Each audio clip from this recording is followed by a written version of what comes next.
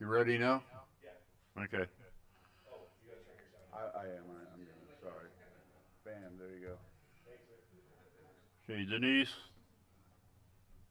Jim Burton here, Tony Morris, Present. Pamela. Present. Oh, you see your name wrong on that. Yeah, please skip That's right. Public input. Anybody up to 3 minutes per citizen to discuss any item that is not within the committee's, any item that is within the committee's jurisdiction and is not on the agenda. Uh, Do we have any public input? Win. When's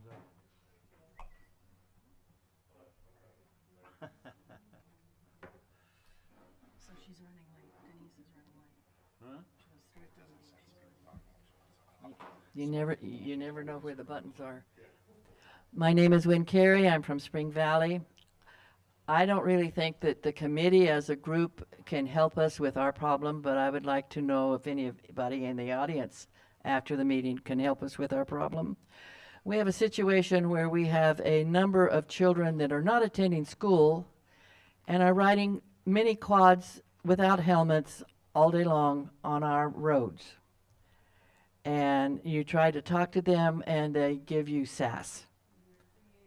And they're driving up to 2 to 3 miles away from their home. They have no identification.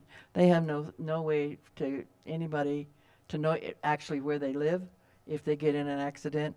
And we have a very concerned citizens in our subdivision. We have 19 miles of road that they can play on. Plus they are also doing their wheelies and stuff on private property, tearing it up. So if you've got any suggestions, we'd appreciate it. Thank you. I'm Susan Burton. I was on the school board for 100 years. Yeah. Have you contacted Canocti School District? Yes. And they have a truant officer? No. They don't? No. They used to. And so they will not send anyone out? They have not sent anyone. Sheriff has not sent anyone. I'll call the district office. Okay, I'll try. thank you. Appreciate it. Some people have. I haven't personally. Yeah, right. And age bracket, 16, 17, Six, Younger? 6 to 10. 19. well, then that find out then. We need to find out. Yeah. Anybody else? Citizens input?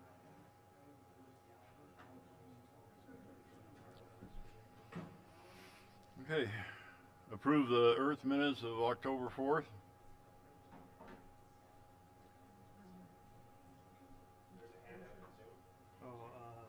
I motion to do that. Kelly. Motion to approve the meetings. Minutes. Minutes of the sorry, meeting, from last. October 4th. Wait, was I here? I wasn't here. Yeah, just, can you, you have that authority to, yeah. Was it last month or the month before? Want me to ask her to unmute? Okay. Okay.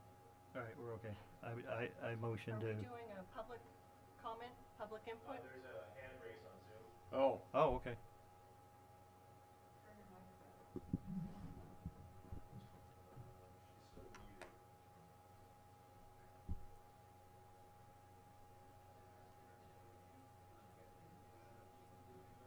I've tried to. Kelly Anderson, if you can hear me, you can unmute and state what you want to say.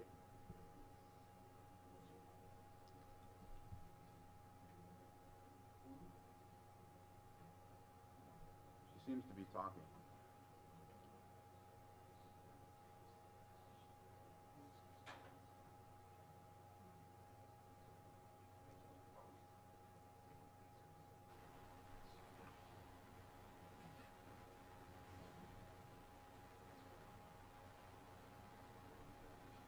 Yeah.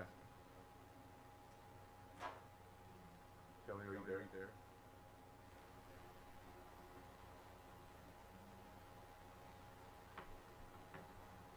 All right, well, come back over then, maybe. I probably can. Let me see.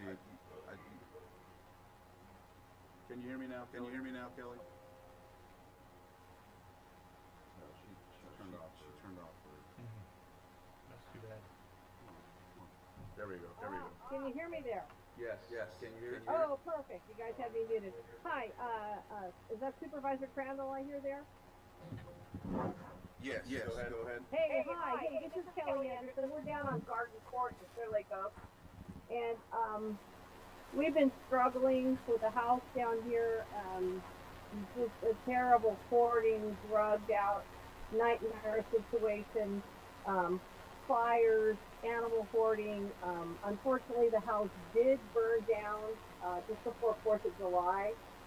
And code enforcement has tagged it unsafe to occupy, do not enter, yet it continues to attract, squatters and kind of suspect people. We've interacted with code enforcement to some degree successfully to remove the animals and remove a lot of the junk. But the house is completely gutted and burned down, and it is honestly such a bummer to live in a place where one crappy house can ruin the neighborhood and put everybody at risk. And I will continue to work with code enforcement, but I really want to bring that to your attention, Supervisor Crandall. We're all trying to be a good community and fix up some really bad houses, but we need code enforcement to take that house down. And thank you for this meeting today, and thank you for taking my comments. Where's that house? Kelly, where is that house located again? 11625 Garden Court. That really scary street. You know, you gotta cut across Highway 20. Right. Yeah, we gotta get that house down. I mean, the people just keep coming. I know there's a problem up on Barrel. It's really bad, and it seems to be connected in some way. And, you know, we try really hard. We got good renters. We've lost renters because they said they can't, they're scared. And you know, it doesn't have to be that way. And I know code enforcement short staff. We really appreciate what they've done, but we need a backhoe in there and an excavator. Thanks. All right. Thank you.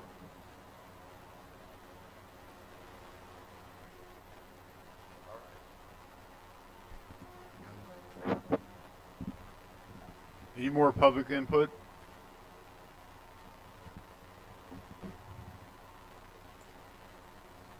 Nothing?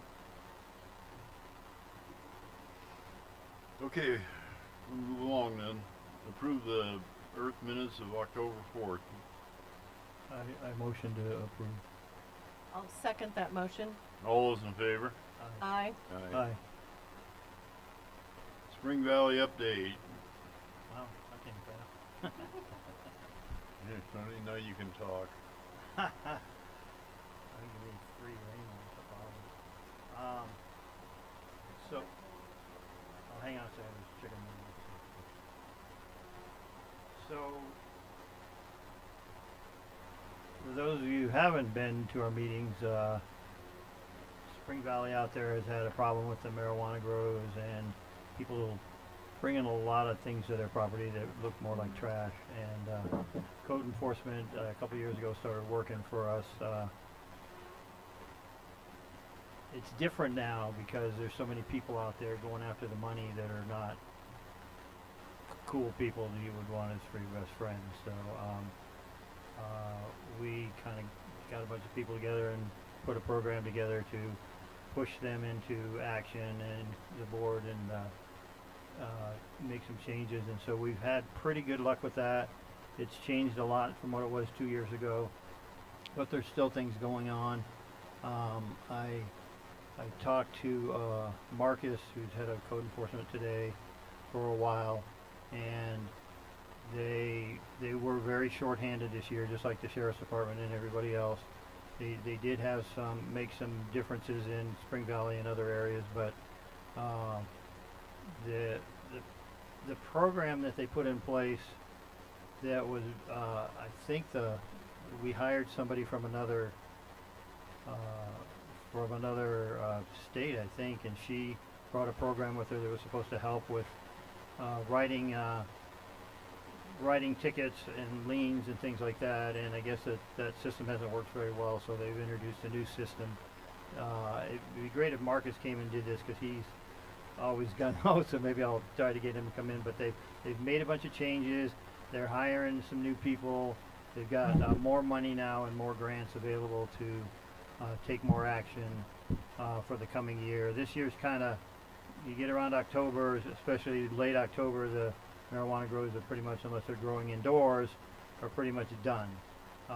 They harvest and they wait until next season in like March. So it looks good for next year. They had a pretty good year. He did admit that they felt like they didn't get as much done as they wanted to get done. So we're going to try it again. This is all new stuff for every county. They did get drones. They're going to use drones in a lot of areas now, and they have a crew already going down to get their licenses for the drones, and they're going over to next month, going to Grass Valley, Nevada County area, to train with people already over there. They're already using the drones and stuff in their system. So there's a lot of changes coming that I hope will work out well. They're going to hire some part-time people to work in code enforcement too, and split the difference between the people that bring in the citations and stuff and work in the field, and the office staff, which is going to be separate. And they have hired the office staff through contract, so it's not going to be people here. It'll be people that are trained on the equipment and will generate the liens and things like that, and hand them back over to the people in the field to go down and make present the citations and stuff. So that includes warrants and things to be able to get in and see properties without having to go back, go through all the paperwork, and then come back at a later time. They'll be set up in their vehicles where they can generate a warrant right there on the spot and get access to a property. So we hope that helps a lot. I kind of like where Spring Valley is. It's better. I did discuss with Scott Harder from the head of the water company also about, we've had I think a discrepancy for a lot of us in Spring Valley. Thought that we discussed it when we first started doing this, that Spring Valley was off limits for growing any kind of marijuana at all. And apparently the state of California has a law that says you can grow 6 plants on a piece of property. There's a lot of restrictions in being able to do that, but from what Scott says, there has to be a home or a residence on the property. Can't be a barn, can't be a shed, you can't be mass producing marijuana. It has to be a house or a residence on the property, and that's 6 plants, period, not 6 plants per person on the property like the old days when it was medical marijuana. So, and for the most part, they kind of have to be grown indoors, because nobody's supposed to be getting the smell or odor or I guess any of the stuff that goes along with that. So I'm going to hold them to that and start looking at that a little bit harder and see where they go with that. So I think it's going to be a better year. I want to say I'm excited about it. And then the only other question I have is, never mind. I'll catch you with that later. We'll talk about that. The signal light, or the lights. Okay. Oh, sorry. Yeah. You. I've never been accused of being quiet, so I guess I should speak up. I think that's pretty much it. Most of us they're working on New Long Valley Road. PG&E's out there. That's a little bit rough, because every single day I forget when I go out and when I come back that I've got to sit there for 15 minutes before I go anywhere. So I think they're going to get. Oh, see, he's turned it up now. That works great. But I don't know do we know what's going on with New Long Valley yet in regards to refinishing it? Do they? When? She always knows. We don't know. Okay. And then I guess when you have Firewise stuff you want to.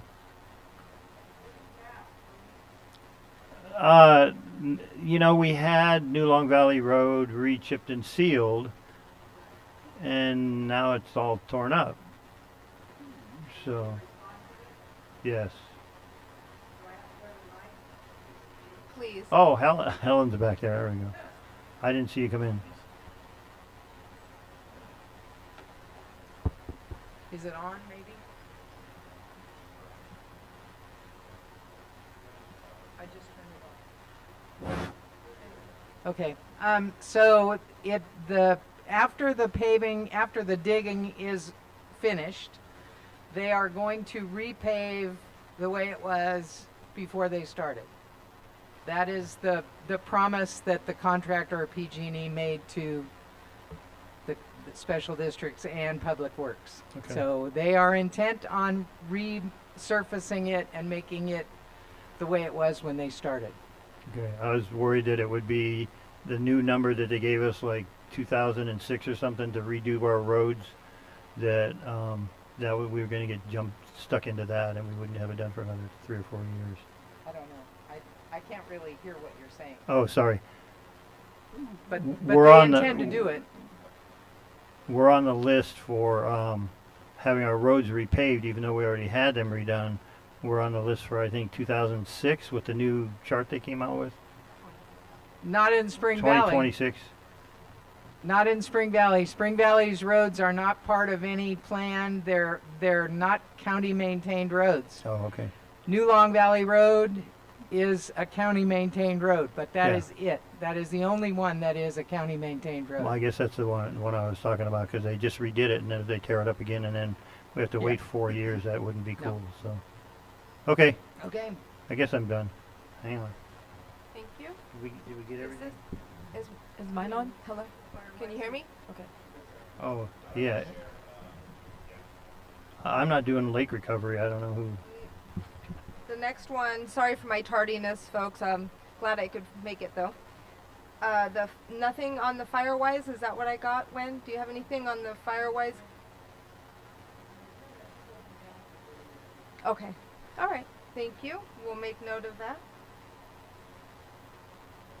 And then we have Spring Valley Lake Recovery, Cindy Stores. Oh, okay.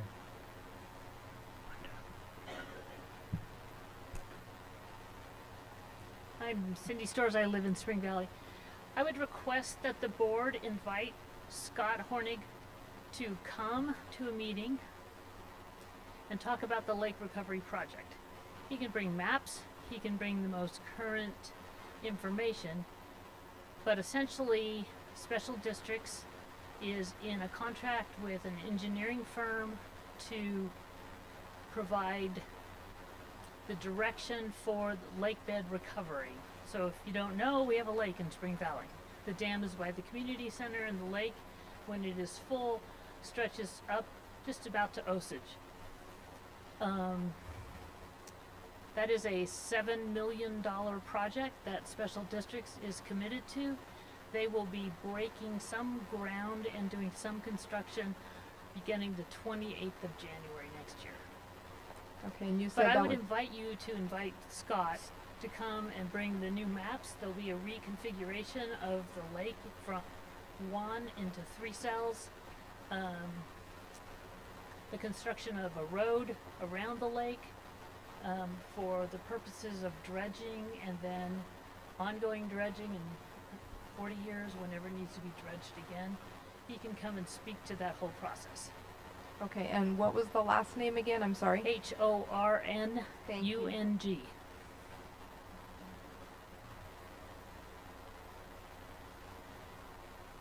Thank you. Not seeing anything else on that item. We will move on to item number 6, the John T. Kloss Park update. Holly Harris, take it away. Okay, can you hear me? I'm always told I talk too softly. In terms of, I got in touch with Lars Ewing, who's the Director of Public Services, and he said, he gave me a list of things that are going on with the park, which of course, for those, I think most of you know about it, but John Klaus donated 650 acres, which basically is from just about here all the way over to the lava pit for a public park, along with the money that's going to fund it. So right now, the county is closed on it. He's still soliciting bids for the site cleanup, and it's a big cleanup job, I have to tell you. He's installed a new gate at the entrance. Right now, he's researching with Public Works Department and Community Development about the potential of abandoning the entrance that currently is there down by the lava park and creating a parking lot and a new entrance right here at the end of Almond Lane, because then they will probably not need to put in a traffic light. They're assuming that Caltrans might want them to do that down further. This way they can just move in to the end of the lane here. He's installed roll-up garage doors and man doors on the Quonset hut building, which is the one building that's going to be kept, and that's going to house the equipment and tools that are going to be used for road and trail clearing. He's planning on having community planning sessions. His plan was to contract with the current county parks people who are developing the master plan, but he feels that there's they're a bit overloaded, so he's talking with someone else who can do this.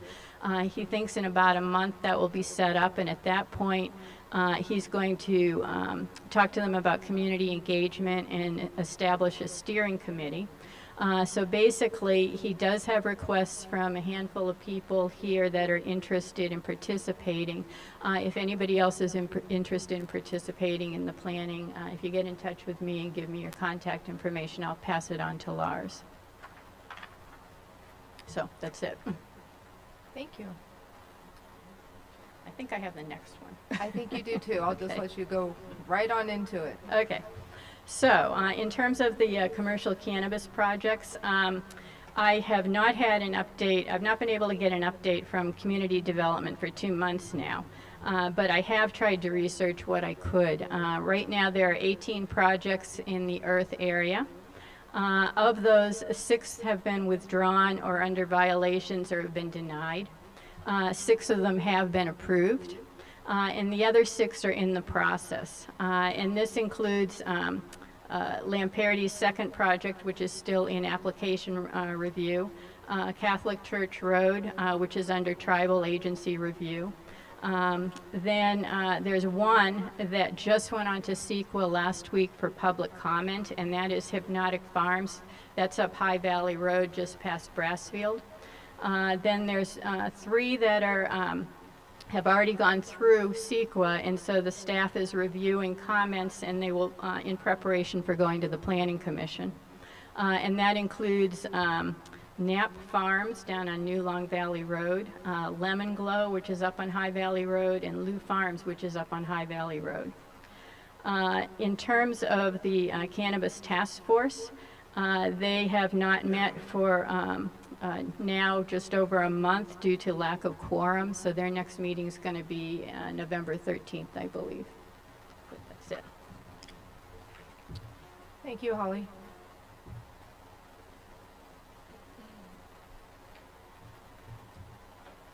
Next on our agenda here this evening is the North Shore Fire Protection District update.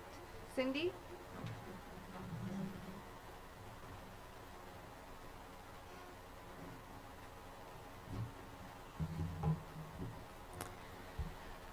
Burn permits. If you're interested in a burn permit, you can get a burn permit through Air Quality Control, their website, or South Lake Fire. North Shore is working to bring iPads to all of our stations so that people who don't have internet access at home or are unable to get to a computer can come into a station and request a burn permit in that way. There is some conversation about taking the fence down around the new fire department. Oh, there's a driveway. There's a driveway, yeah. Insurance only pays to replace what was. And nothing happened when the building fell down to the driveway. The driveway was unscathed. It was only the building that fell. Cindy, what's wrong with the fence? What? What is wrong with the fence? Well, that's a good sign. It's a construction fence. Oh, so you're saying leaving, you want to leave, or the construction fence They're is gonna ready take to the come down? construction fence down. It means the building is closer to completion. Septic system's in and they're waiting for the county to come out again and take a good look at it. It's a new septic system, pretty fancy. As soon as that happens, then the hazards in terms of holes will be gone and they'll be able to take the fence down.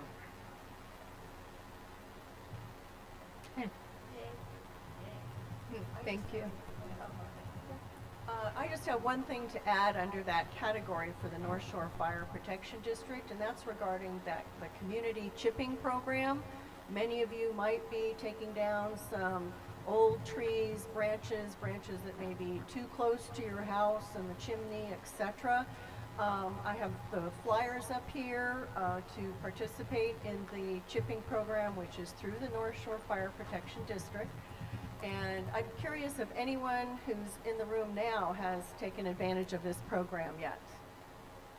When?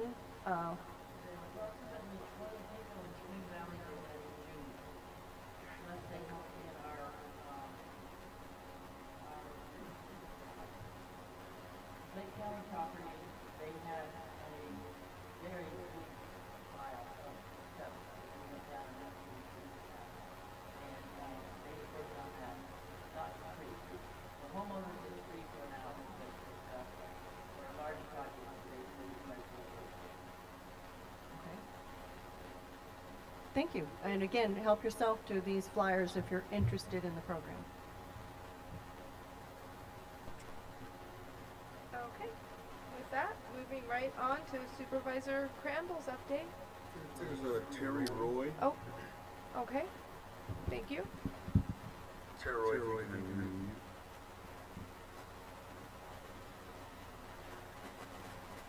Yeah, can you hear me?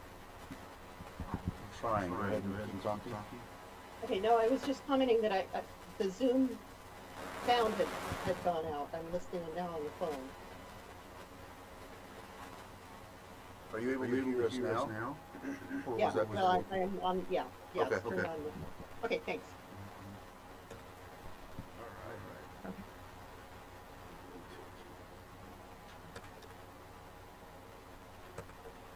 So I have Mr. Buenaventura on. He's going to see if he wants to introduce himself. He's joined via Zoom. He is the new... Oh, there he is. Okay, go ahead, Mr. Buenaventura, if you want to go ahead and make an introduction. Yes, thank you very much for allowing me to speak and have a few minutes. I'm very grateful, number one. I had hoped that I could make it down there, but I got stuck in the middle of a meeting. But let me just say that I am the newly appointed public defender of Lake County. And I am, one of the things that I am really trying to do is to get to know the community, to get to know everyone in our whole county in terms of letting them know who the public defender is and what it is that we do and what we are trying to do.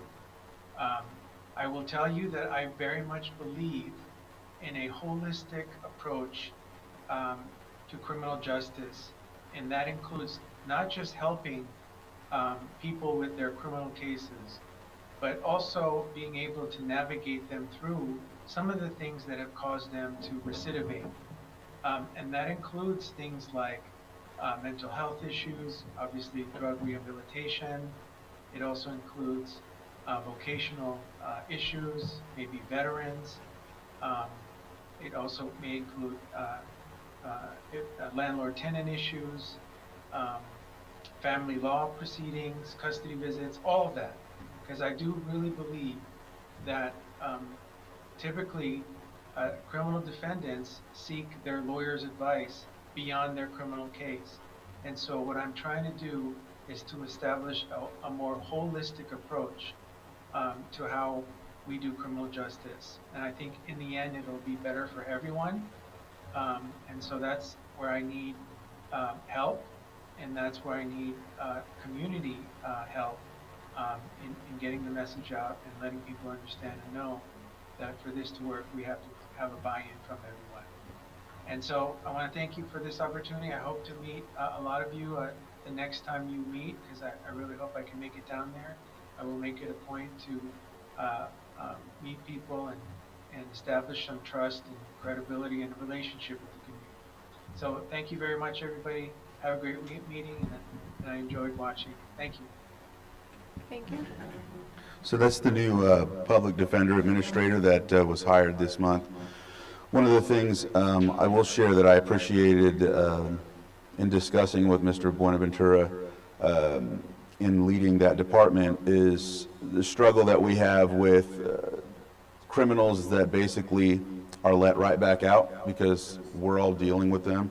Actually, that's why I was almost completely late today, because in Nice we have some people that were let right back out. So I was going to one of the streets where the people live and getting some papers signed so I can try and work on something for them. Same situation out on your road in Spring Valley, Ricky. So same type of thing. And so these people are getting, released amongst being arrested, and at times law enforcement, I don't know if they just don't arrest them no more or if they are just busy like they say. So one of the things, getting back to the point of what I appreciated what he said, was having more of a forum or a court the same way Veterans Court is, where some of these folks, instead of going up to the 4th floor, they come to this actual forum and are put in a position to have to do something to rectify the situation they caused. And so I know that he stated he's done it before in other places, and we're going to keep those conversations going, because we need to have something in the meantime, because at a lot of times this state law puts the law enforcement in a really bad place, and so they can't do as much as they'd like to, and same with the with the district attorney. And so really glad we're making that move. Would like to continue forward and have those discussions so we can implement something like that. That way some of these folks that you have to consistently deal with are put in a position to have to be held in some sort of accountability. So those discussions are supposed to happen soon, and we'll continue forward on that. And then I know on the agenda it says here that I'm talking about 4 subjects, right? Yeah. Okay. So I just real quick, everything that was reported on Klaus is accurate. I know that he asked about putting forward some folks that want to be on the committee, and so they're going to have I don't know how many, but I know he's looking to get input from the community rather than just making the changes and implementing the park without input. So I appreciate you staying on top of that, and I seen the email as well. Let's see. Okay, so we got. Oh, I have it right here. Yeah, but that helps. That helps me. Blue Ribbon Committee update. I'll start from that area. Blue Ribbon Committee.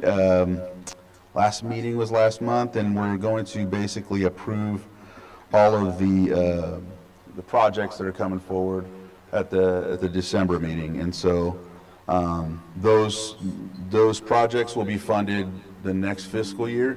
The projects that were voted on last year finally were funded, I want to say, at the end of September or beginning of October. So that's good news, because we were worried that this next funding round we would be pushed back even further. So it's like, why are we even coming to this if none of these are going to be funded? And so a little frustration on my part. In the last meeting we had in Lakeport, they started having us prioritize and give input as to how important or how long and how lasting that these projects will help. Do we think that they're necessary? Basically putting in a preference type of situation and not eliminating, but putting like a number to it and priorities. And one of the things that I talked about before with the Blue Ribbon Committee was that not only do we build consensus rather than vote on these to say yes. There was never a no vote when I started on this, and when Jim Steele was on, it was always, well, let's find out how we can make it an approved project. Well, all of a sudden now they're taking a preference and starting to eliminate, and it's a frustration for me, because UC Davis is commonly, their projects seem to be always approved, and the counties there's statements like, well, they could just use cannabis money or whatever the case may be. And our elected official from the assembly put this group together for us to take care of the lake and to start working on the quality, working on the endangered species and things like that. As we know, we have all these problems with the algae, and so there is an algae sonic project that's in there. It's a pilot project. Supervisor Sabatier and I are also working on another one with the consideration of Clearlake, because you know in their channels they have problems just like we have in Clearlake Oaks. And so looking at that, I know he and I are, you know, we want to ensure that we get something that's more lasting. The project that we're looking at is a little longer. It's like, I want to say, for 1.5 million, it shouldn't be for 1 year. That's a lot of money for a 1 year pilot project. So looking at a project like that, we're looking to do something like 10 or more so that it just continues. So so that's, I'm just tagging that onto the Blue Ribbon Committee discussion because it's really about water quality. Can I ask a question? Yeah. Supervisor, the Keys restoration of those channels, that item has been approved Yes. by Blue Ribbon? Yes. But awaiting funding. Well, it will await funding because we haven't finalized the letter and the recommendation for the governor until after next meeting. Yeah, yeah. So that'll be for next year's budget for sure. Yeah. So, but yeah, that was approved. All the projects that went through were approved, but they're now starting to slowly prioritize which ones and put together a process of elimination, which is frustrating because that wasn't the initial dialogue. But either way, that's moving forward. So about water quality, just real quick, Congressman Thompson came and presented a check to the Water Resources and myself, Supervisor Sabatier, and the chairman from Robinson Rancheria, $750,000 for the Middle Creek Restoration Project. Basically, that project's going to help with like 30% of the lake quality as well. So I know it's in the other area of our district, but at the same time, it benefits the whole lake if we can get that moved forward. What it basically does is turns that land and Middle Creek into a marsh like it once was. Still looking at properties. There's 6 people that are holding out. Once we purchase all those properties, then we can move forward with project design and whatnot, and that's why we have that $750,000. Supervisor Sabatier and I also work to get some cannabis funding put into it so that when we get past purchasing all these properties from the Department of Water Resources funding, it shows we're ready. We're ready to move forward, and we can start getting into further initiatives. So yeah, that's what's going on with that. It's been a long process, 30 years, just like the EPA Super Fund site. That's another 30-year deal there. So, and also the Potter Valley project. Again, that's been taking a lot of our time, not only on closed session, but also just in general making meetings. I did a presentation, and Supervisor Sabatier and I did a presentation in front of the Russian River Water Forum, which is basically Sonoma, Mendocino counties, and all other interests for the Russian River. I posted it to the Earth site. It's also on my supervisorial page, and it's on YouTube as well, right, Thomas? I think I've seen it there.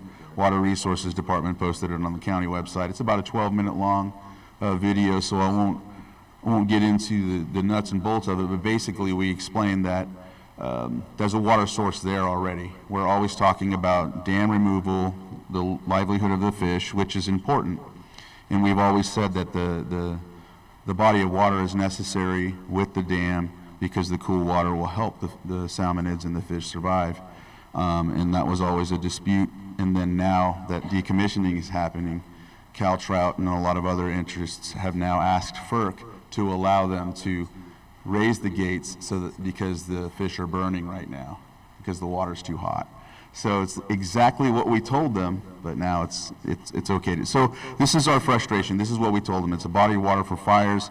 We showed them a map of all of the fires in Lake County that have taken place, and you could see around our lake. You could see that there's not land that's affected by fire as much as in the hills and whatnot. But in Lake Pillsbury, in the corner, you could see that because of that lake, there's land that wasn't touched by fire. And so getting the forestry to be on that video as well, explaining how important it was, and then also having Patrick, the tax collector, Patrick Sullivan, explained also the economic interests and whatnot. So we did a letter, I want to say 6 months ago, explaining the needs that we have, and there's 6 different needs, which is we want to be economically whole, we want fire mitigation, we want our roads paved and whatnot, because not only are they, if they're going to decommission, and this is in case the decommissioning happens, which we more likely think that no, it's going to happen because it's what PG&E is doing. Ultimately, we want the dam to stay because basically all of the funding that they're spending on all of this, and they being the other parties, it's the same amount it would, in our opinion, that it would take to just refabricate and fix the dam and clear specific areas and build fish ladders. And so that's basically what we emphasized. Let's look at other studies aside from just biased information about dam removal. We want to see, well, let's see what it looks like if we did keep the dam, and pay for that study. And if it says, oh no, it would be far more atrocious to deal with this, then we can agree. But when we don't even have an opportunity to discuss that or get those studies, it's like, okay, well, we're not even heard. But slowly seeing them ask for things we told them, for a long time. So it's a frustrating situation, but we're ensuring that we're there and our voice is heard. And it was a good meeting for once. We didn't have people undermining and constantly attacking our views, whereas it was more constructive and people were, they might have disagreed, but at the same time, they were giving us respect. Whereas before they just said, we're not talking about that, we're going to change the topic. And if they wanted to talk about anything else, like underwater basket weaving or anything, they could change the subject. But when we started talking about dam removal, they're like, oh, we're not talking about it. So we're getting to a better spot. Congressman Thompson's been a very good advocate for us. And so the video, you'll like the video if you get a chance to see it. Again, it's on YouTube, it's on the Earth Facebook, and my supervisor's site. So that's what's been taking a lot of time as well. So let's see, Sonoma Clean Power. We had that meeting. I think, did we talk about that last time? We didn't? So the gentleman, and I can't think of their names off the top of my head, you may know, but Jeffrey came, and last time I think we met with them at the county. We pretty much told them we didn't want to be a part of it. There was a group, they wanted us to be on this JPA, and we were like, well, we don't necessarily benefit from it. And I know that it's been a struggle because I know this group, and I know a lot of other folks don't want to have them conducting power in our area. But in this meeting that we had, he talked about and asked us for some insight, because apparently he's going over to Cloverdale with Sonoma Clean Power, and they're going to talk with those communities over there about a project that they're looking at. And so basically they just took notes and listened to Pam and Holly and Chuck give their insight, and then I gave my insight as to what they should do rather than just kind of spring it on them. We did tell them to have more meetings. We told them to, I think it was, not assume that because they don't say, I don't agree with it, that they do agree with it. Go to the town halls and go to the cities that are nearby. I don't know if I missed anything, but no, it was basically, and then we had to ensure too, like, okay, so you're not looking in our area, right? And he's like, no, we're just getting your insight. So yeah, they know the stance here, so that was really good. Appreciated that, and I appreciated meeting with Holly, Chuck, and Pam there. It was good. Let's see here, Clearlake Oaks Roadmap Task Force update. And so I'll start too with, I know that, I don't know if it was when the sheriff came, when he said that they've been scaling back, right, with officers. Yeah. And so I know that when Sheriff Martin was here, he had mentioned too that he would have to scale back because of their capacity issues. And so I know last time I mentioned about the budget and how we worked on with the Sheriff's Department and the directors in our budget to ensure that they can move some of their funding around to accommodate for what they're missing and lacking. Talking about for the next 6 months or? No, just for here forward until they come back to us and tell us, okay, we want to do something else. But right now, they're applying the funding so that they can help with dispatchers, they can help with corrections, because those are the two departments that are eating up, or not eating up, but they're the ones that are taking most priority. The deputies that get hired have to go and do those jobs, and so that means not enough patrolling, not enough roadmap task force officers and things like that. The sheriff did say in one of our last and recent meetings that there's more interest already because of that decision, especially with dispatch, and some people have left because of the amount that they were paid. It was less than Clearlake. It was even fairly less than Mendocino County as well. So we're trying to get on that scale so people won't leave, and so people find it necessary to come and work here in dispatch. Also with the corrections, that's I don't know if he didn't mention if they were already obtaining any interest, but it is going to help. Also, what's going to help is that instead of paying $1,000 towards benefits, it will now be $1,500. So there's a two-prong approach there to help with that, and we'll hopefully be seeing some of these changes help with a lot of our issues, especially assisting code enforcement in some of these issues, and also patrolling on the streets, because that's a big deterrent. That's a lot of times when I speak with different communities, their biggest concern, they want people to get arrested, don't get me wrong, but they know that if the sheriffs are driving by on a consistent basis, it deters some of these folks from doing that. So some of these things are slowly coming together. I know it's been a long time. I know the frustration that you have, because I have it too. I have people in my neighborhood whistling at night, gangbangers trying to fight my kids, and so I'm up all night too with you, and I empathize with you. It's sad that this is happening, but we got to figure out something. And so I'm hoping that these decisions with the budget are working, or going to work, so that way you all see an effect, if that makes sense. Supervisor, I have a question. I think it's actually Mike Herman and I were discussing this, another event we were attending. The funding for the roadmap task force for Clearlake Oaks was to have 2 dedicated sheriff deputies and 2 dedicated code enforcement officers. Are these deputies and officers being pulled into different areas? And if so, is that time they're not on our beat here doing our work, is that not being charged to that budget? It shouldn't be. So is there a way to verify that? The only way to verify that is, well, Murray was here last month, but I can get that information for you, because I wouldn't want it to be spent that way either. But then again, it's a pilot program, and I think we're on the last year, right? Yeah, and I know when we looked at it at the 6 to 8 month length of it, there was still a lot of funding left. So I hope that they're not using it for that either. Yeah. But that's a good question, and let's make sure that, yes. It was cannabis funding. Yeah.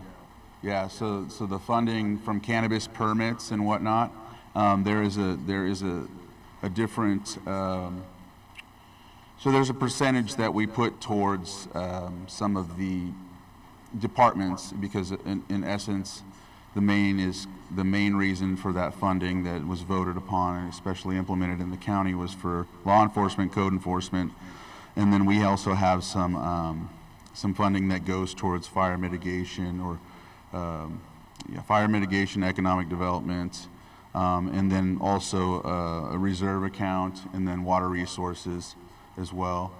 And then there was I think it was like a CAN grant program for some of the departments to apply for, but a lot of them, very few used them, so it's basically still sitting there And then there was also just this funding that they had a committee for, and Supervisor Sabatier and Supervisor Paiska, with that funding, put together the roadmap task force. And so yeah, that's where the cannabis, where the roadmap task force, that funding comes from. Yeah. Let's see. I know I have more. Let me just open Lake it. County area plan? Oh yeah. Maria's update is what I have. Did she talk about it last month? No, she was not, she wanted to, but she was not, it was not ready to be discussed publicly. Yeah, I don't have anything yet. Yeah. If it's not ready on her end, I haven't seen it come to the board, so I don't want to give, wrong information. Let's see. Oh, yeah, I did want to mention this. So, I've been saying this, and now that I have my budget for the discretionary funds, which the cameras, the flock cameras is what was purchased with that and whatnot. I wanted to ensure that the town councils, I know they didn't want to do this in the beginning.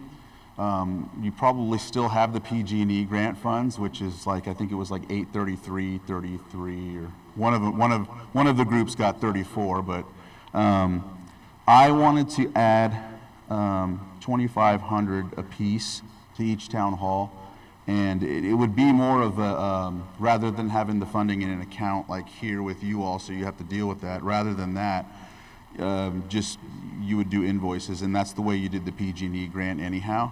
And that's so that you all can decide specific things that you want to do, and the policy will come along with that funding, so you can determine and plan what you want to do with that. Yeah, I know at times you probably want to do mail outs and other things that can get more activity, or even I'm sure you all can come up with some great ideas to do some events with that, or that have to do with pulling the community together to get government discussion and initiatives and things like that. So wanted to make sure we did that. I know Jim has been telling me to do it for years. He told me that he wanted to eventually do that, and so I was looking at my discretionary funds, and I do have enough to do that, and I think it's a good time to continue that and keep it going. I know that Cobb Area Council, they raised their own funding, and they got a grant, and then that may be the thing too. You may want to get a grant and work together with the community on some other things. They have a grant. That's how they do. I think their Blackberry Festival or something like that. They do a couple of other things that have to do with fire resiliency. Or even maybe a neighborhood watch or something like that. This is why I want to put this here, to seed it and get you all stimulated into something that we can all work on together. And let's see. So I hope that helps. I hope you're excited about that. Yeah. Oh, and just so you all remember, I think there's 2 positions open. There's still 1 position open, but then someone will renew from yours.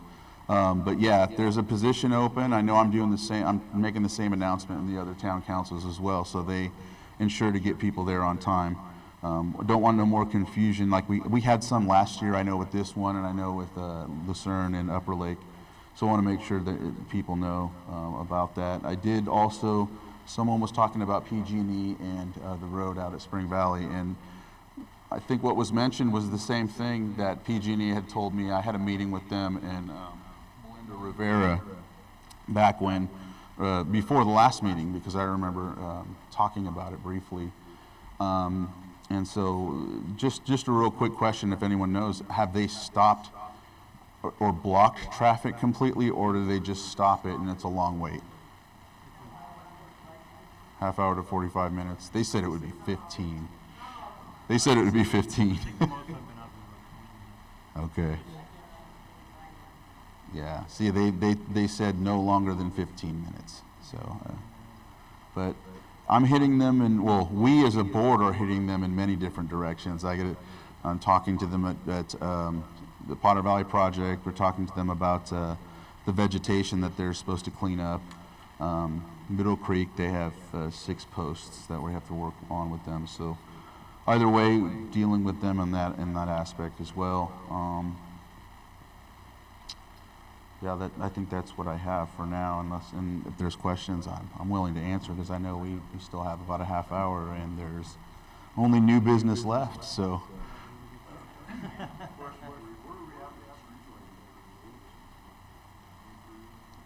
Nothing since the report that Pam gave, and I can look while you're talking. The last I had heard was that they had not included all of the street lights in the existing paperwork that they were going to be presenting to LAFCO. So they are redoing that, making sure that they are including every street light for the new consolidated lighting district in Clearlake Oaks. Another delay. Yeah, that's what I have. The last discussion that I had with Scott was that as well. So we can open up a little bit. Is there a question anybody has? I'll go ahead. It's under new business, but anything that we've discussed today already, is there something you have a question on or would like more clarity on? Yes, sir? Can you go to the microphone, please? Sorry, yes.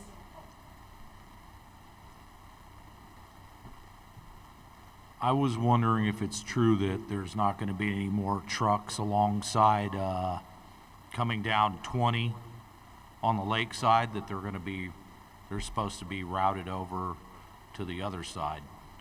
That's why they did the improvements there. Is that true? That's a long-term plan. That's the long-term plan. However, from what I understand, the long-term plan is to steer them towards the other direction, 29, and any other of the other semis that come through have to have some sort of package or invoice or manifest to show why they're coming through this area. I didn't quite understand the last part. And what's So what that means is, like, so if there is a semi that's going through this side on Highway 20, they have to have something proving why they're going to one of the stores on Highway 20. So like a manifest or a document saying they're delivering to Red and White or to Lucerne Market, or something like, or Lakeview Market or Century or something like that. And how long is the long term about? I'm gonna have to find that out for you because I'm not on that committee. Thank you. Yeah. I think the last word I heard on that was that we really plan on pushing that traffic once they get 29 done. Yeah. They're just in the first phase of that. Yeah.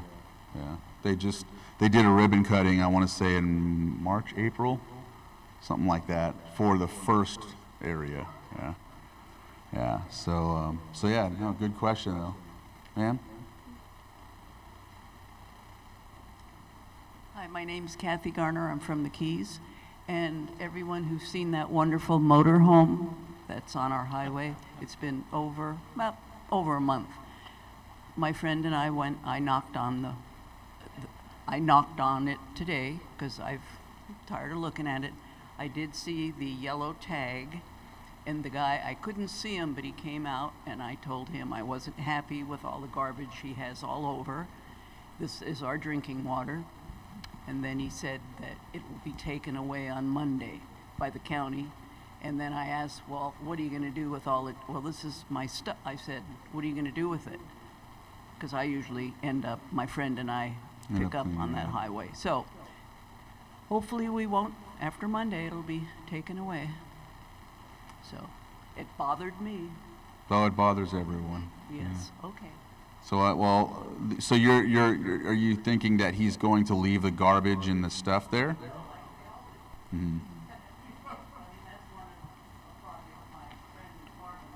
See, and hearing that, I want to just kind of expound on that, because what I would like to see with Mr. Buenaventura is, because he's, his cars or his RV's being taken, but the fact that he's leaving everything out there should be some sort of violation, and then he could be brought to that specific court that we're talking about. So now, not only does he have to clean that up, if it's already cleaned up for him or whatever, now he has to go help clean up in other places like Sulphur Bank Road or Stubbs or something like that. That's where I'm hoping we could get to that. Yeah. Well, yeah. My name's Susan Burton, and Kathy, I want to thank you for bringing that up. My question is, they get a 30-day notice to move. Then they move one block down the road. And we go through the whole process over again. Then they get another 30-day notice to move, and they move, and they go back to the original place they were in. How many times can you go out to them and tell them to get moved? I read up on code enforcement today as much as I could, and there was no limit to how many times you're told to move. Eventually, he's just playing a game with us in our area. He was at next door to MediaCom for a week, and yeah, we got him moved from there. Then he went to another block, and he got moved from there, and then that's when he ended up back on the highway. So he just moves from one place to the next and goes, how many times can you make him move? What I like about this is right now I know that they just are allowed to just keep doing it. They've just been doing it. I know this because here they do it, of course. I know in Lucerne, Nice, It's Upper all Lake. over. So that is what you just said is something that now I really feel like bringing to one of our policies or something like that, so we can see if we can enhance that, like limit it or put something in place. As long as county council can agree on it, that could be something that we, emphasize and say, hey, if they do it 3 times or whatever, there's no other recourse but to just take it, even if it's parked wherever. Yeah, thank you. There was another ordinance that I was looking at for RVs, and I got shot back because I'm not a legal guy, but I seen a couple of other states where they go around, and every RV they see, code enforcement, they go and they tag it, or they go to the door, send them a letter, and then they make them register with the county, so that if it's ever found or if it's ever violated, that person's hit with it. Yeah, and so when I brought it, and there's apparently some legal things. So I still trying to, I don't want to say tweak, but that's the only word I can think of right now. But trying to adjust that, because I'd like to see something in place. That's a big problem for us. It is. Thank you. I think I heard Marcus say they were working on something like that through code enforcement. Yeah, that's what I was talking with him about when we got to county council. They're like, oh, well, there's this law they stated a law that took place somewhere that's a precedent. So we want to make sure not to. Okay. Even though I'm District 3, that's really in my eyesight, okay? All right. Sure. Hi, Holly Harris again. EJ, you brought that up a little bit, but the area plan and the general plan, and the way I understand it, a contract has already been put out, though I don't know if it was signed, to do the general plan and the area plans. And for those that don't know, the general plan is basically the road map for the county, how that's going to be in all different subjects. And the area plans are for different areas of the county. We are in the shoreline area plan, which runs from Lucerne all the way here down along the Spit, Windflower Point, and down towards Clearlake. I was on the original shoreline area plan committee. It appears that they're no longer going to have committees take a look at this. The way it was written up, they're going to have a consultant come in, and they're going to work on the area plans first. And they're going to have 2 community meetings in each place with the town halls to let people talk about what they do or don't want in these plans. Since I don't know when it's going to go back to the board for approval, but once it does, it's going to happen quickly. And so I just want to throw out the idea of maybe getting the shoreline area plan posted on the Earth website, so the community can go in and take a look at it. They talk about, it has to do with, water quality, roads, economic Signs benefits. and things like that. Excuse me? Like signs, when they put up signs and things, right? No, so basically it covers, it's basically a roadmap of what you want your community to be like. So for instance, one of the things we had asked about were design standards on the shoreline. which was something that they agreed to do but have never done it. I mean, one of my pet peeves too is the scenic district, setback that they have.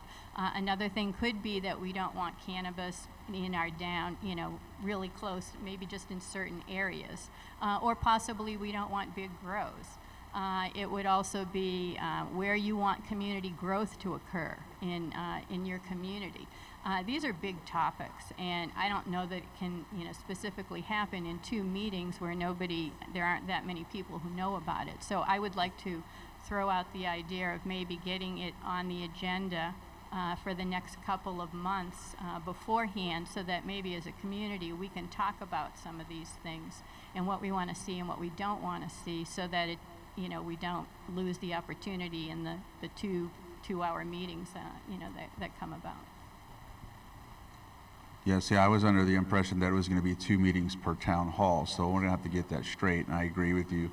Yes, 2 meetings per town hall, yes. But I also was under the impression that the town halls, like, for example, Lucerne and Clearlake Oaks, would have the opportunity to give that comment, and that's how it would be implemented. I didn't know that, I didn't think that the contractor was going to make that determination. I'm not sure what you mean by determination, but there are certain things that are going to be standard, according to what I read. And then there are other parts that are going to be tweaked, basically for an area. I guess what I'm trying to say is I think we as a community need to think about this up front and maybe discuss it up front with what we want and what we don't want before this actually comes around, so that we actually can have an impact on what's going on in our community. Thank you for saying that, because I want to make sure too, because I know that you and some others have struggled with the cannabis task force, and we don't want to get into a situation like that where, like you said, it's kind of just done without the input. It's done fast, and then we're on the side here trying to catch up. So real quick, it's a while back, but Clearlake did the Lakeshore Drive corridor plan. Tons of community input and forums for the community to come have interactive suggestions and thoughts and ideas, and it worked really, really well. About how many meetings would you say? I want to say there was at least 4. Yeah. Before, when it gets brought back to us, that's definitely what I'll make sure to emphasize that I'd like to see is at least 4 or 5. That way you have more time and more input.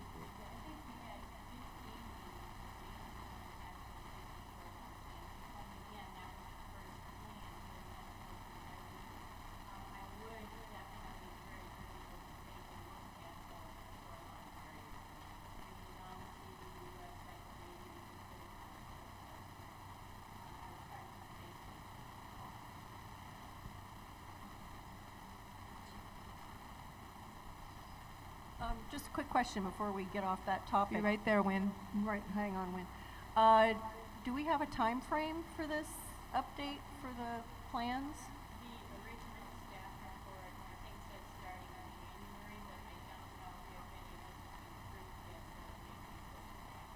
So that we can be prepared, as you say, to have the meetings and I don't know, workshops or whatever it may be, or at least our input heard at these meetings. We want to make sure that we have a time frame and some lead time on this and not just get included at the end. So I think with her recommendation, you should put it on for next month and then January, because if it's brought to us in January, you already have that insight, and then I can also have what I need to, emphasize what we want to see when they come forward with it.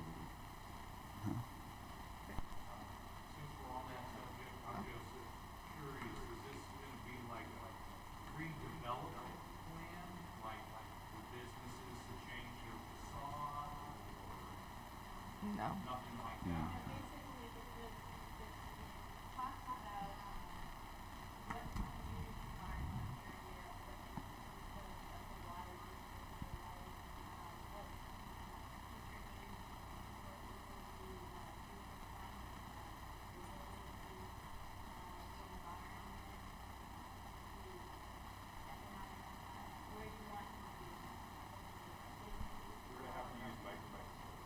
Yeah, and And we do have Wen standing at the microphone patiently. I can hear her, but I couldn't hear you. You have a microphone. Right, and the people on Zoom can't hear anything. Yeah, no, I'm just saying. So, I think I'm loud. Wen, go ahead. Okay, Win Carey, Spring Valley. I went to a meeting and Lake County Fire Safe Council is applying for a grant to give individuals $2,500 per residence for vegetation clearing within 100 feet of your home. It's called a defensible space program. And today I received an email from CAL FIRE saying that they are putting out $117 million throughout California for defensible space. So if any of you have a neighbor, or if you want to take advantage of this, I can give you the phone number off this flyer. And right now, what they want is they want people to call to use this. So when they go with their grant request, they can say, we have this many residents waiting for this money. So if you want to know the phone number, 707 234 5249. 234 5249. Thank you, Wen. Okay. We have a couple.